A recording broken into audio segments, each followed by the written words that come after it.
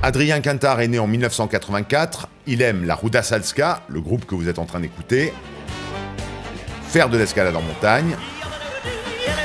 Son livre de chevet, c'est Des racontars arctiques de John Reel, et il vient en VTT au bureau. Et c'est justement devant son bureau, à l'Institut des sciences moléculaires de Marseille, que nous avons rencontré le docteur Quintard, qui travaille sur l'assemblage de cellules organiques. Mais pourquoi les cellules organiques d'ailleurs? Justement parce qu'il y en a partout. Il y en a partout, donc c'est-à-dire si on veut comprendre le vivant, il va falloir comprendre comment les molécules interagissent entre elles, comment elles se fabriquent. Si on veut fabriquer de nouveaux médicaments, il va falloir qu'on va être capable de faire vraiment du design de nouvelles molécules, être capable de les fabriquer. Alors là, c'est un peu le travail que je fais au laboratoire, c'est un petit peu un jeu de Lego pour essayer d'assembler différentes briques ensemble pour arriver à des molécules complexes. Il faut voir, c'est qu'un médicament, généralement, c'est des molécules qui sont complexes. Et nous, ce qu'on cherche, c'est pas de faire comme la nature, mais c'est de trouver justement quelque chose qui soit faisable par l'homme à une grande échelle. Donc on va jouer aux chimistes pour les modifier et essayer d'assembler différentes molécules ensemble pour créer des choses qui sont plus complexes. Ce qu'il faut savoir, c'est que le docteur Quintard ne travaille pas sur n'importe quelle molécule organique. Non, il travaille sur les molécules chirales. Chiral vient du grec sige, la main. La main est un objet chiral par excellence. Elle est image d'elle-même dans un miroir, mais cette image n'est pas superposable à elle-même. Dans notre cas, cette propriété signifie qu'une molécule peut donc exister sous deux formes différentes, avec pourtant les mêmes enchaînements d'atomes et la même géométrie. Mais n'étant pas superposables, ces deux molécules, qui se ressemblent tant, possèdent des propriétés totalement différentes. Exemple concret avec un médicament. Un médicament, par exemple, qui pourrait être avec les deux formes, ma main droite ou ma main gauche, mais bien souvent, il y en a un qui va soigner et l'autre peut tuer.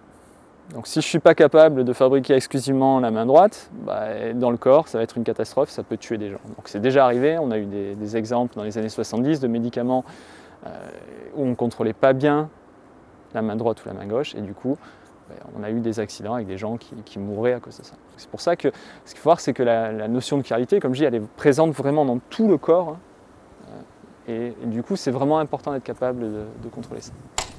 Le docteur Quintard travaille donc à la fabrication de ces molécules complexes. Mais le processus de création est long, coûteux et générateur de déchets.